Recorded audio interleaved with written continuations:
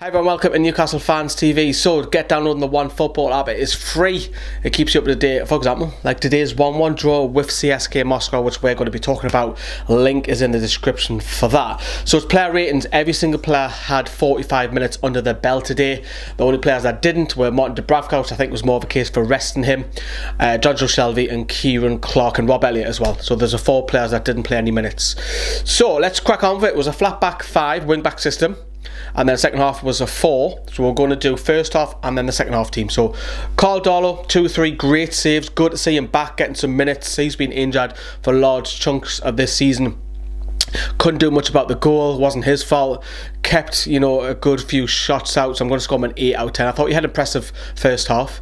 Right wing back, and my personal man of the match is DeAndre Yedlin. What a performance by him. We've been critical of him defensively. At Wolves, we've seen his tactic where he was bombing on almost as like a right midfielder. Any of you who've watched the stream earlier on, I was expressing that he's kind of got this Kieran Trippier role of late where he's so far in advance on that right flank, almost as a winger. And he actually had a really great game. It's nice to see him have a good game. 9 out of 10 for me. I thought he was superb. The goal, I mean, he beats his man in and out twice, whips the ball in for Rondon. Rondon brings it down, he fires home. I thought it was just brilliant. He was that outlet in particular, strong outlet in that first half. 9 out of 10, brilliant. Right centre back, Fabian Schar. Now, I don't have the benefit, and never do use, seeing the goal back, because it looks like it's either Fabian Schar or Jamaal Lascelles is drawn to the ball, because that leaves Abel Hernandez when the ball is played across the 6-yard box free and he scores. But then again, Mo is behind that, so he should be shouting. But I'll give him the benefit of the doubt, Fabian Schar. I'll score him a 7. He was bringing the ball out as well. If I'm going to score him a 7, I'm going to have to score Jamaal Lascelles a 7, because that's unfair. If I do that, he's obviously been expressing this week that he was sorry for criticising Martin Dubravka, and he's come out publicly and said that, which is the right thing to do. So I have to score him a 7 too. Florian Lejeune was a little bit quieter than the other 2 centre-backs in that first half. Doesn't mean to say he had a bad game if he's quiet though, does it? I don't think he was massively tested, but it was a nice, easy afternoon for him. If I'm scoring the other 2 lads a 7, I have to score Florian Lejeune a 7. Antonio Baraka, great to get to see him start, play 45 minutes. Our new loan signing, giving Paul Dummett a bit of competition going forward, and even Matt Ritchie perhaps at left wing back. Because most of the play was coming down the right flank, we didn't see loads of Baraka, and we would have liked to see him more on the ball and get forward, but he didn't necessarily have massive amounts to do. CSK were coming down his side more than what they're coming down the other flank, but didn't do too much wrong. 7 out of 10. Right midfield, Kenedy. I've touched upon him, how Yedlin was bombing on almost as your right winger, which allowed Kenedy to come inwards a lot more. And like I say, it could be tactic that we might use. He was much more brighter. He looked just so much more up for it. And yes, there's question marks around him this season, but look, he needs to try and win a place, because if he doesn't win a place at Newcastle, he needs to win a place at his next club, because I can't see him having a career at Chelsea. But it was a good performance by him. Need to continue that for the rest of the season. Bright. 7 out of 10. Alongside the 2 centre midfielders, it was great to see Dummett and Cksa back. Now, question mark with Dummett, is he tracking Abel Hernandez, because we don't have that footage for a different camera angle, but you should have done a lot better when Almiron played him in first half. Steady performance. CSK didn't really boss him. I thought he bossed them. 7 out of 10. Good first half.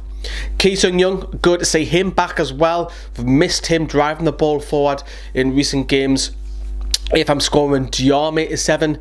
I didn't see enough of him though. I would like to see him a little bit more on the ball more, because we know that he can get the ball forward.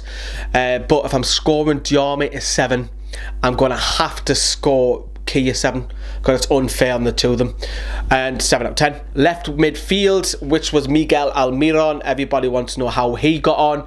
7 out of 10 for me. You started off really well the first 20 minutes, bursting through, driving forward with the ball. As touched upon, he set up Diarmi, set up earlier on, another chance before that as well. So, but he faded off a little bit, but it's just getting used to this system, getting more and more integrated. This week would have done him the world of good, but a 7 out of 10, playing 45 minutes. And then the striker, which was Salomon Rondon, took his goal down fantastically well. If you get crosses in for Salomon Rondon, more than not, he puts them away. He doesn't have loads of chances each game, but when he does, his strike rate conversion must be really high in the Premier League. He took it down well. Yes, it's poor defender marking by CSK, but he fires it home, as you can see on the screen. Great goal. Thank you very much. 1-0 Newcastle. But 8 out of 10 for me. Salomon Rondon, I thought he was absolutely fantastic. I think for me, I've said this already, I would buy him.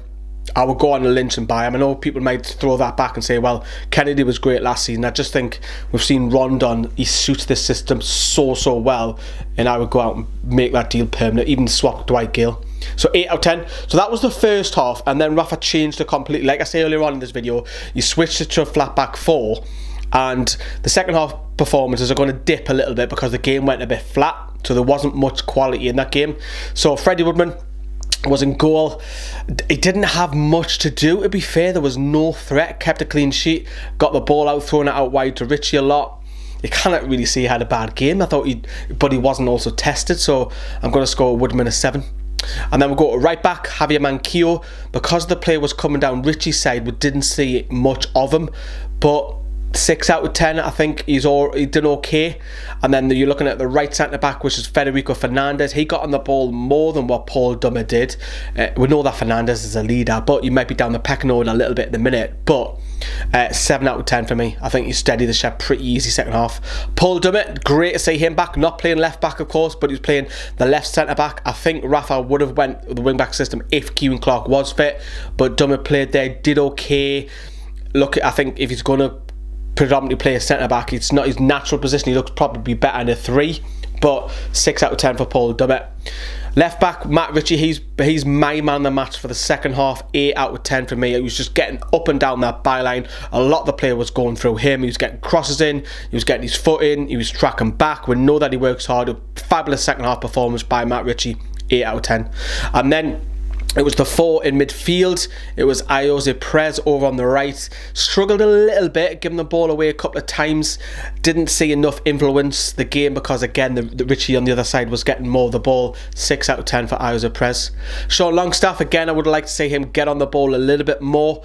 But, you know, he's been absolutely brilliant. John Shelvey's been talking about him this week. 6 out of 10. Steady Eddie.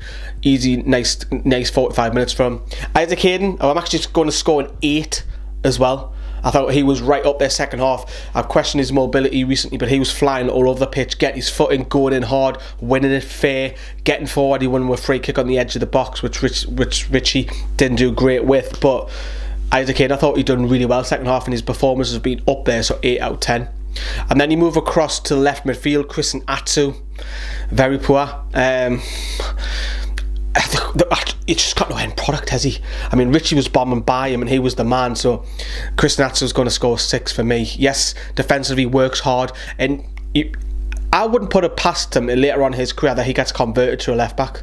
I wouldn't put it past anybody who's future manager, but 6 out of 10.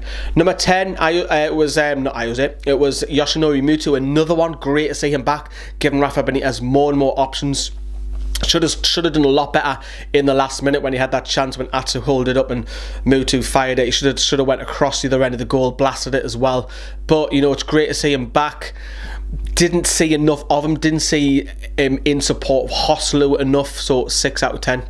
And speaking of Joselu, you would have scored. You would have had a goal if the defender didn't clear off the line. Right in 2 or 3 minutes in that second half, he rounds the goalkeeper. He goes past Akinfev, rounds him.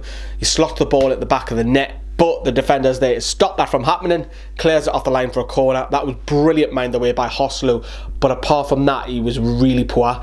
He was chesting the ball and it was just going nowhere. Very poor performance. And look, is he at the start of the Premier League?